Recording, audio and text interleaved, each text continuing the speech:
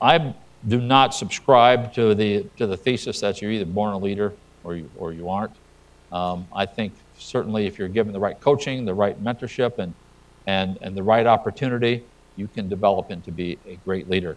The dean spoke about the most important thing when he was introducing me, and that is you have to have the passion. You have to have the want, you have to have the desire to be a leader.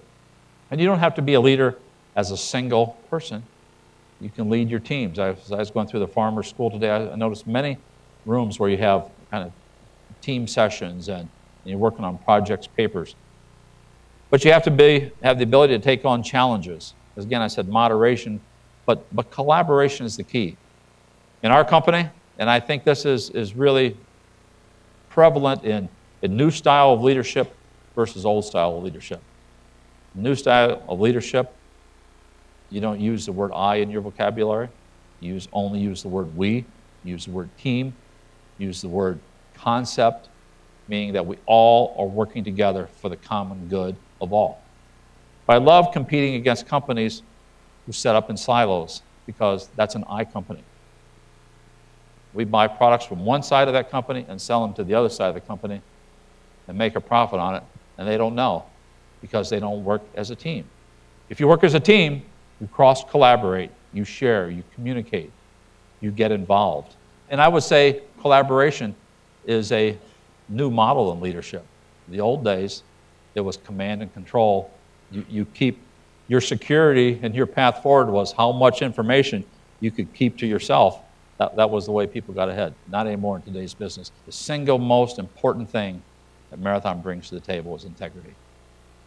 If you don't tell the truth, if you're dishonest, if you do anything that is going to turn somebody to question, because we're a company, when you're a commodity business, you're trading million, and when I add up both crude and products, pipeline movements, all the derivatives around how you finance this stuff, we're doing 3 million barrels per day.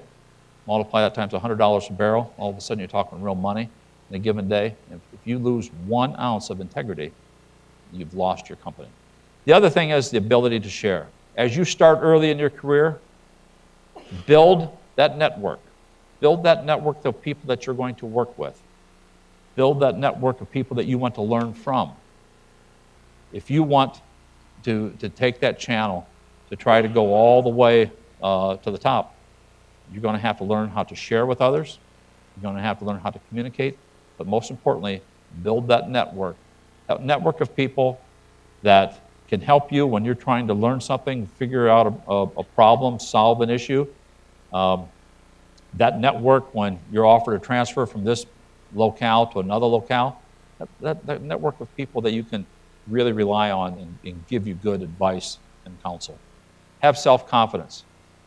Practice.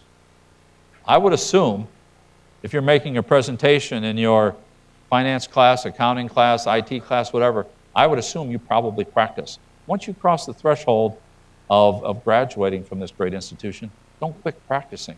When you make your first presentation in a corporate setting or in a business setting, whichever direction you decide to go, don't quit practicing. How do you balance quality of life with your passion to lead and your passion to run a company? And that's a great question for all these young students. You've worked very hard and you want to get out and enjoy life, and you start earning a good paycheck. You kind of want to enjoy things. And how do you balance that life with having the passion, as I say, to want to lead?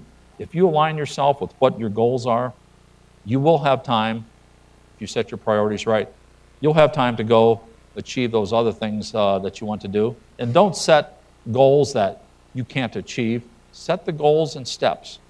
Set those goals in steps, and what is it that I want to achieve in a 3-year increment, in a 5-year increment? And I guarantee you, after 1 year, you will reassess, and then you'll be looking at the next 3 years. Once you cross that graduation podium, and you enter wherever you enter, nobody ever goes back after that point and looks at your transcript.